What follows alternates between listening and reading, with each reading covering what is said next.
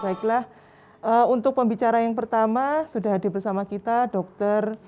Aldi, Dr. M. Ilham Aldika Akbar adalah staf di Fakultas Kedokteran Universitas Airlangga di Rumah Sakit Dr. Sutomo dan Rumah Sakit UNER. Beliau adalah konsultan kedokteran feto maternal. Silahkan Dr. Aldi. Terima kasih Dr. Erna. Assalamualaikum warahmatullahi wabarakatuh. Waalaikumsalam warahmatullahi wabarakatuh. Ya, jadi memang kita hari ini memperingati Hari Preeklamsia Sedunia, ya, di mana tadi sudah dijelaskan bahwa preeklamsi ini masih menjadi masalah yang cukup besar di Indonesia terutama dan di dunia. Ya. Kali ini saya akan membahas apa itu preeklamsi dan bagaimana pencegahannya. Perkenalkan, saya Dr. Aldi dari Rumah Sakit Universitas Airlangga dan Rumah Sakit Dr. Sutomo.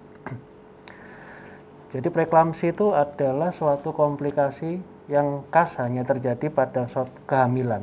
Jadi dia hanya terjadi pada kehamilan, tidak bisa terjadi di luar kehamilan.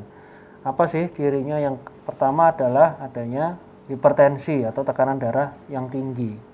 Kapan disebut tekanan darah tinggi? Jika lebih dari 140 per 90 mm/Hg.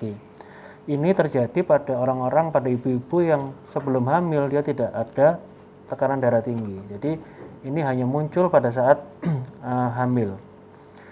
Nah, dia biasanya muncul mulai usia 5 bulan sampai nanti dia akan menghilang kira-kira 3 bulan setelah melahirkan. Ini adalah khas dari preeklamsia. Yang paling penting ini nanti akan diterangkan oleh Dr. Aditya Warman dan Dr. Risa, ini berdampak pada ibu maupun bayinya. Jadi ini bukan masalah yang sepele, dampaknya juga tidak hanya jangka pendek, tapi nanti juga ke jangka panjang. Nanti kalau pada anak itu nanti perkembangannya ke depan dia juga akan ada gangguan, dan juga pada ibunya juga akan meningkatkan risiko nanti terkena berbagai macam penyakit di masa mendatang. Jadi satu kejadian preeklamsi pada saat hamil itu dampaknya nanti cukup panjang. Apakah berbahaya? Ya, ini terjadi kira-kira 5-10% kehamilan. Nah, tapi dia menyebabkan 14% kematian ibu di seluruh dunia. Jadi cukup tinggi angkanya kematiannya, terutama di negara-negara berkembang. Kalau di negara maju sudah sangat berkurang. Kalau kita lihat per tahun angka absolutnya ya sekitar 22.000 di Asia, 25.000 di Afrika, ya. Di Amerika Latin sekitar 3.800. Kalau di total kira-kira 70.000 sampai 80.000 kematian ibu per tahun. Jadi cukup tinggi, cukup berbahaya ini preeklamsi ini. Dan lebih parahnya lagi menyebabkan sekitar 500.000 kematian bayi per tahun. Ini karena nanti biasanya pada preeklamsi sering terjadi lahir persalinan yang prematur. Jadi bayi-bayi lahir prematur, di mana ini yang menyebabkan mereka rentan untuk mengalami kematian. Kalau kita lihat dari WHO, ya, penyebab kematian ibu itu apa saja sih sebenarnya? Kalau kita lihat ini sesuai tadi, preeklamsi menjadi nomor ketiga di dunia. Jadi selain penyakit-penyakit pada saat kehamilan, kemudian ada perdarahan nomor 2, dan preeklamsi menjadi nomor 3. Ini di seluruh dunia. Apa penyebabnya? Ini yang sering ditanyakan. Jadi penyebab utamanya adalah plasenta. Jadi ari-ari, ya. Kalau ibu semua tahu, ari-ari itu penyebab utamanya. Jadi di sana terjadi suatu perubahan, jadi suatu proses yang tidak normal pada perkembangan ari-arinya, sehingga dari ari-ari ini akan menghasilkan zat-zat yang berbahaya untuk kehamilan, ya. Jadi zat-zat tersebut akan disebarkan ke darah ibu, jadi ke seluruh darah ibu, dan ini akan disebarkan ke seluruh organ ibu, dan itu yang akan menyebabkan gangguan atau gejala-gejala dari preeklamsi. Selain itu juga ada faktor dari ibunya sendiri, yaitu adanya penyakit-penyakit metabolik, ya, pada ibunya, atau penyakit-penyakit infeksi atau penyakit-penyakit kronis. Itu semua bisa menyebabkan, memicu juga munculnya gejala-gejala preeklamsi. Tapi yang paling utama di sini adalah faktor plasenta. Nah, ini adalah beberapa faktor risiko. Jadi sebelum hamil, nanti dia akan menjadi hamil, dan nanti akan menjadi preeklamsi. Apa saja faktor risiko yang penting? Yang pertama paling penting adalah riwayat preeklamsi. Jadi kalau seorang ibu sudah pernah preeklamsi sebelumnya, maka kedepannya itu akan terjadi peningkatan risiko sekitar 7 kali lipat untuk mengalami preeklamsi pada kehamilan berikutnya. Kemudian juga hipertensi kronis dari penelitian kami sekitar 60% orang-orang dengan hipertensi kronis akan menjadi preeklamsi kalau dia hamil. Kemudian hamil pertama ini harus hati-hati, ibu-ibu semua terutama mama-mama muda ini ya, Mahmud ini harus hati-hati. Hamil pertama itu paling berisiko terjadi preeklamsi. Kalau hamil pertamanya normal, insya Allah yang kedua, ketiga akan lebih aman. Kemudian pasangan baru, kemudian usia ya, kalau usianya terlalu muda ya, atau usianya terlalu tua di atas 35 tahun itu juga berisiko. Kemudian kegemukan ini juga ini yang sering problem saat ini. Kehamilan kembar ya, semakin banyak bayi di dalam maka semakin besar risikonya.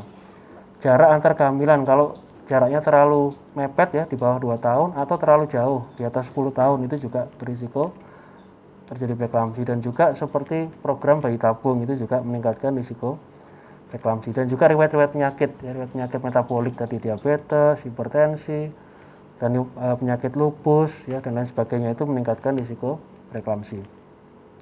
Apa gejalanya? Ini yang paling penting adalah peningkatan tekanan darah, kita lihat di sini, dan juga biasanya terjadi bengkak. Bengkaknya itu terjadi di seluruh tubuh. Jadi kalau bengkak hanya pada kaki saja biasanya cenderung normal pada kehamilan. Tapi kalau bengkaknya pada preeklamsi cenderung pada seluruh tubuh.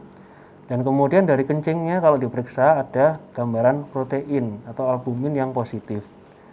Ini kalau semakin memberat bisa muncul gejala-gejala lain seperti yang tampak di slide ya, mulai nyeri kepala, penglihatannya kabur ya, nyeri perut, mual muntah, kencingnya sedikit, sesak nafas, kejang. Nah, ini kalau sudah komplikasi atau dari pemeriksaan laboratoriumnya sudah tidak normal. Bagaimana diagnosanya? Ya, pemeriksaan tekanan darah itu yang paling penting. Jadi nanti kalau diperiksa tekanan darahnya naik, itu sudah mengarah ke preeklamsi. Dicek ini, kita cek yang ini adalah pemeriksaan kencing ya, jadi dengan melakukan pemeriksaan kencing dicelup nanti bisa dilihat atau dibakar itu ini ada protein positif atau tidak ya. Kemudian diambil darahnya, nanti kita bisa lihat ada gangguan kah pada livernya, gangguan pada ginjalnya dan lain sebagainya. Dan juga kita bisa lihat dari USG, pada USG biasanya preeklamsi janinnya cenderung lebih kecil, ada gangguan pertumbuhan pada janin. Dan juga nanti dilakukan LST ini untuk melihat menilai kesejahteraan dari janin tersebut, apakah kondisinya masih baik atau tidak. Seringkali bisa terjadi gangguan detak jantung pada preeklamsi. Sekarang kita lihat komplikasinya ya, bisa jadi komplikasi preeklamsi bisa pada seluruh organ. Yang pertama bisa mengalami gangguan pada livernya, ini sering kita sebut sindroma HELLP. Jadi ada gangguan pada fungsi liver, jadi nanti tampak pada gangguan sistem livernya, jadi produksi zat-zat dari liver itu fungsi livernya akan meningkat ya, kemudian faktor-faktor pembekuan darah dan sebagainya akan terganggu. Di sini juga akan ada pemecahan-pemecahan dari sel darah, ini juga bisa terjadi. Biasanya diketahui dari kalau untuk ibu-ibu yang paling khas gejalanya adalah nyeri perut di bagian kanan atas ya, di bawah iga itu akan tampak nyeri sekali kalau memang dia berat sindroma HELLP. Nah, ini yang sering adalah kejang.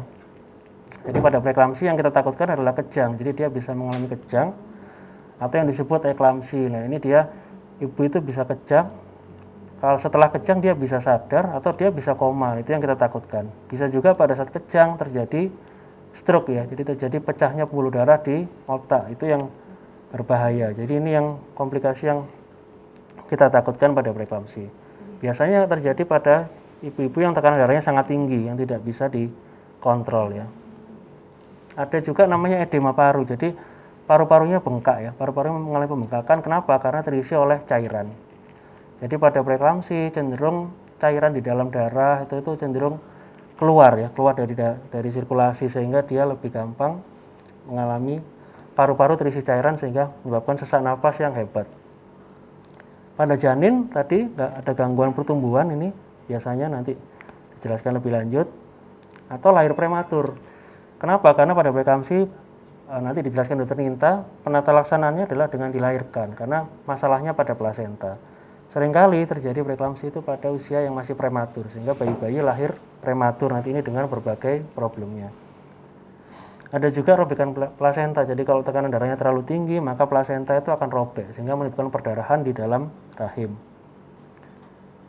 Apakah bisa dicegah preeklamsi ini? Bisa ya, dengan beberapa cara. Jadi yang penting sebenarnya sebelum hamil itu yang penting kita kendalikan faktor risiko, jadi berat badan diturunkan, mengatur diet, pola hidup sehat, jarak kehamilan tadi diatur yang baik, kemudian waktu kehamilan, jadi jangan terlalu tua atau terlalu muda tadi ya. Penyakit-penyakit yang misalnya ibu itu ada penyakit, maka diobati dulu sampai dia penyakit tersebut sembuh atau terkendali, baru dia boleh hamil. Juga kita lakukan suplementasi, jadi vitamin, jadi selama perencanaan kehamilan itu diberikan multivitamin, kemudian diberikan suplemen, makanan, dan lain sebagainya. Pada saat hamil bagaimana? Kita bisa lakukan screening pada trimester pertama ya, sekitar 11-14 minggu, dicek faktor risikonya, diperiksa pemeriksaan fisik, laboratorium maupun USG. Kalau memang dia berisiko tinggi, maka akan diberikan obat-obatan, yaitu di sini aspirin dosis rendah dan kalsium. Nanti dokter yang akan meresepkan obat-obatan ini sesuai dengan indikasi. Kemudian kalau memang berisiko tinggi, maka dia harus ANC atau pemeriksaan kehamilan harus lebih sering dan lebih intensif, jadi tidak seperti yang biasanya. Ini untuk memonitor kondisi dari ibu. Alternatif lain ini tidak disarankan ya. Semua ini tidak bisa mencegah dari preeklamsi. Nah, ini yang terakhir dari saya, kapan sih ibu-ibu itu harus waspada terjadi preeklamsi? Pertama, kalau tadi memiliki faktor risiko ya, seperti yang sudah disebutkan, kalau ada riwayat preeklamsi sebelumnya, hipertensi, penyakit ginjal, diabetes, autoimun, ini 5 besar ini. 5 besar ini yang paling tinggi risikonya. Kalau ada ini, berarti sudah langsung masuk kategori risiko tinggi. Atau yang di bawah itu, ada riwayat keluarga, ada kehamilan pertama, kehamilan kembar, usia ibu, nah ini juga termasuk risiko tinggi. Kalau ada seperti ini, maka harus tadi melakukan ANC lebih dini dan diberikan obat-obatan pencegahan. Atau pada pemeriksaan ANC, kalau sudah tekanan darahnya antara 120 sampai 140 dan 80 sampai 90 pada trimester pertama, maka ini harus hati-hati, sudah ada potensi menjadi preeklamsi. Atau sejak awal ada protein di urin, atau pada saat kehamilan berat badannya meningkat berlebihan. Nah, ini sudah merupakan faktor risiko bahwa ibu itu harus waspada akan bisa menjadi preeklamsi. Mungkin demikian yang saya bisa sampaikan, singkat, semoga bermanfaat. Nanti tata laksananya akan dijelaskan oleh Dr. Sininta. Terima kasih, saya akhiri. Wassalamualaikum warahmatullahi wabarakatuh. Waalaikumsalam warahmatullahi wabarakatuh.